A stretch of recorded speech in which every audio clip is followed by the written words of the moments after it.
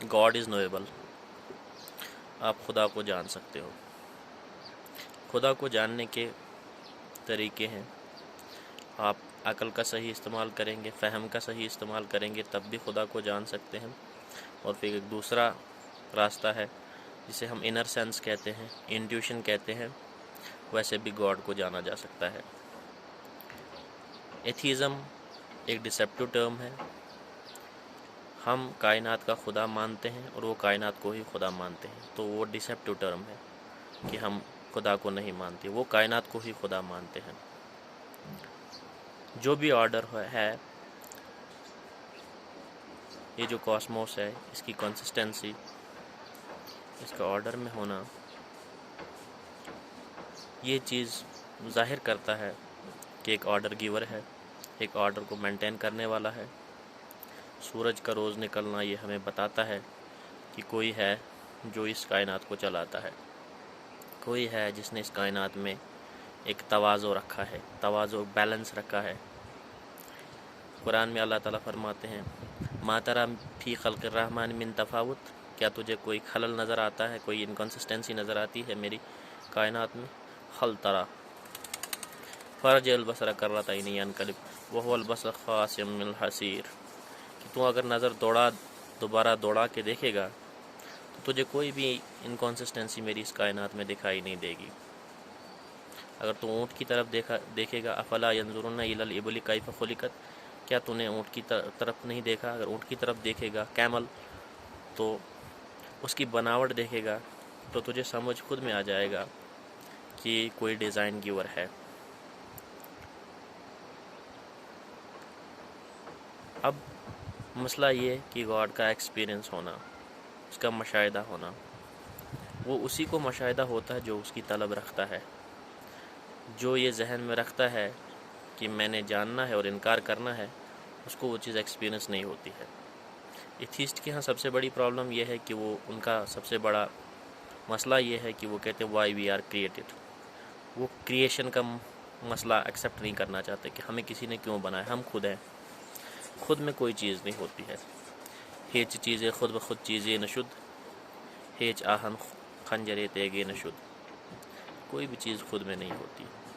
हर चित्रकला का एक चित्रकार है, हर पेंटिंग का एक पेंटर है, इस कायनात का एक डिज़ाइनर है, हर डिज़ाइन का एक डिज़ाइनर होता है। डिज़ाइनर खुद में अनक्रिएटिव है। आपने इस दुनिया के मसाइल कितने अभी सुलझाए, आप अभी तो हम अपनी इस कायनात की दहलीज से बाहर नहीं जा पाए और हम खुदा का खुदा ढूंढने निकलते हैं। इन्फिनिटी का प्री इन्फिनिटी नहीं होता।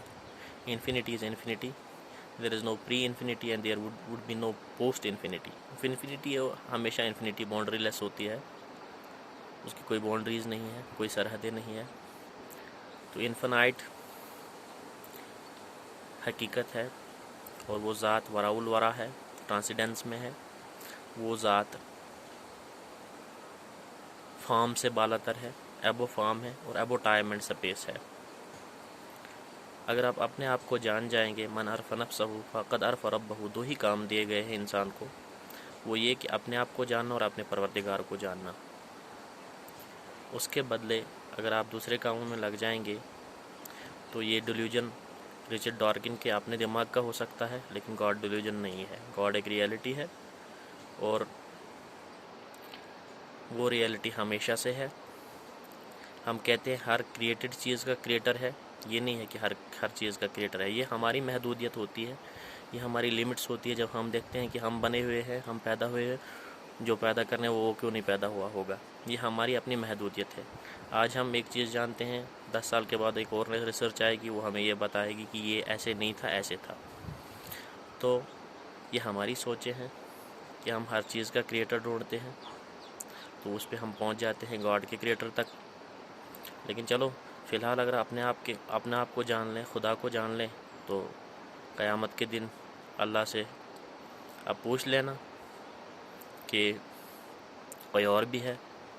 वरना अगर आपको उस दिन पता चलेगा कि हकीकत सिर्फ़ अल्लाह है और वो कुरान में वाज़ेह हुई है, कुल हुवल्लाहु अहद, वाहद है, अकेला है, अल्लाहु समद लम यलिद, ना वो किसी से पैदा हुआ है, ना उससे कोई पैदा हुआ है, वलम यकुल लहू कुफुवन अहद, और उसके कोई हम पल्ला नहीं।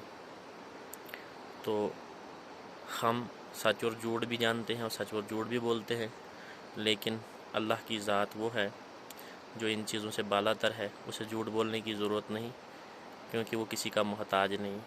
झूठ तो हमें मजबूरन बोलना पड़ता है, क्योंकि हमें अंदेशे होते हैं कि हमारे साथ ये होगा, तो इसलिए हमें झूठ बोलना पड़ता है। अल्लाह की ज़ात को कोई झूठ बोलने की ज़रूरत नहीं। वो लामहदूद ज़ात है, वो गनी है, गनी अनिल आलमीन। तुम सब दुनिया में काफिर हो जाओ तब भी उसे कोई फ़र्क नहीं, सब मोमिन हो जाओ तब भी उसकी शान में इजाफ़ा नहीं होगा। कुल्ला यौमिन हुआ फिश शान, उसकी हर दिन एक नई शान होती है। मसला ये है कि हम यहाँ अपने आप को यहाँ से नामुराद करके जाएंगे या सरखुरू और कामयाब होके जाएंगे। तो ये अपने आप के लिए तनाव बनाना, अपने आप के लिए डिप्रेशन बनाना, इन चीज़ों से कि अल्लाह से दूर होकर अल्लाह पे सवाल उठाकर मोहब्बत में सवाल दूरियां पैदा करती है, और आजिज़ी और इनकसारी, नरमी और नदामत मोहब्बत में कुर्ब बढ़ाती है, नज़दीकियां बढ़ाती है। तो मसला ये है कि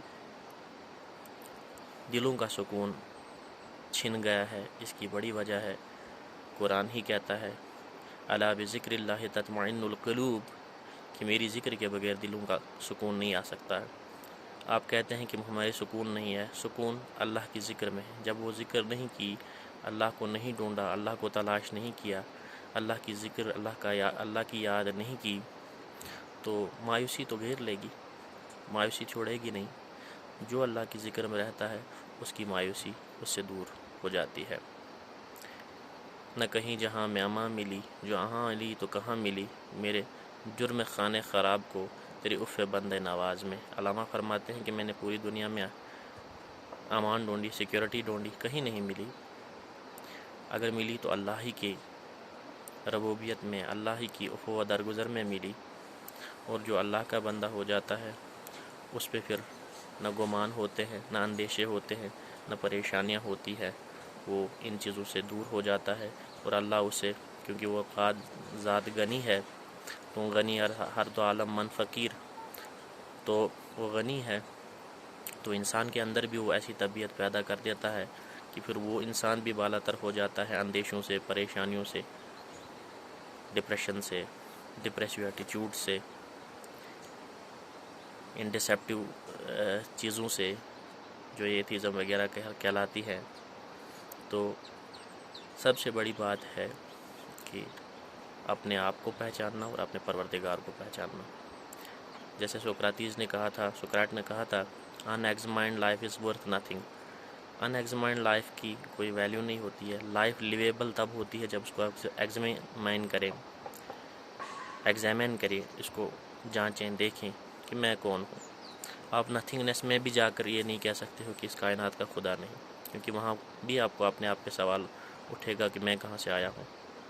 तो ये सवालात, ये फजूलियात जो आपको ये कुछ लोग धोखा दे रहे हैं आजकल, इनसे दूर रहे। हकीकत सिर्फ अल्लाह की ज़ात है। आज तो क्वांटम फिज़िक्स भी कहती है कि मादे की कोई हैसियत नहीं। कुरान तो कब से कह रहा है कि मादे की हैसियत नहीं।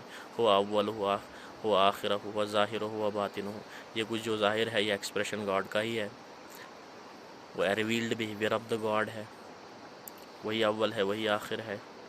तो आज साइंस भी ये कहती है कि इस मादे से परे कोई हकीकत है जो इस पूरे कायनात को चला रही है। चाँद का अपने टाइम पे निकलना, सितारों के अपने टाइम पर निकलना, ये चीज़ ऑर्डर बताता है कि इस कायनात का कोई परवरदिगार है।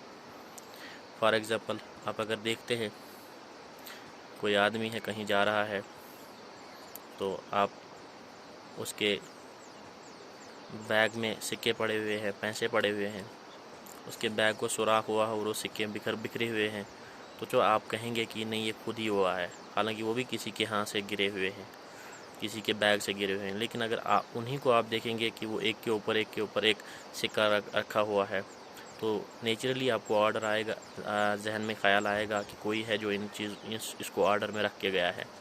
तो ये कायनात जो ऑर्डर में रखी हुई है, ये चीज़ खुद जाहिर करती है कि कोई ऑर्डर मेंटेनर है, कोई ऑर्डर गिवर है, किसी ने इस ऑर्डर को ऑर्डर में रखा है, इसको ऑर्डर दिया है। तो ये सवालात कि ऐसे ही हर चीज़ वजूद में आई है, ऐसा नहीं होता। आपको एक हकीकत को, जो शुरुआत की असल हकीकत है, उसको मानना पड़ेगा। आप अगर ढूंढेंगे कि इससे पीछे क्या था, फिर आपको सवाल उठेगा कि उससे पीछे क्या था, फिर उससे पीछे क्या था। तो ये अकल की दौड़ है, फिर ये कभी ख़त्म नहीं होती है। एक जगह जाकर आपको रुकना पड़ता है। एक अनकाज्ड काज है, एक अनमूड मूवर है जो हमेशा से है। तो इस पे अगर आप काने हो जाएं, इस पे आप अगर सुकून दिल को दे जाएं, तो आपकी कामयाबी है। वरना दिल की कोई कामयाबी नहीं है, वरना इस चीज़ की कोई कामयाबी नहीं है। जैसे अल्लामा फरमाते हैं, एक दानिश नूरानी, एक नूरानी दानिश होती है जिसमें इश्क का पानी पड़ा हो जिस अक्ल को, वो दानिश नूरानी है। एक दानिश बुरहानी है, दानिश बुरहानी हैरत की फरावानी, वो आपको वंडरिंग कराती है, सिर्फ घुमाती है। जो दानिश बुरहानी है वो आपको हकीकत तक नहीं पहुंचा सकती। अगर दानिश नूरानी का, अक्ल नूरानी का काम लेंगे, अक्ल नूरानी से काम लेंगे, तो आप एक हकीकत तक पहुंचेंगे, तो आपके दिल में करार पैदा होगा।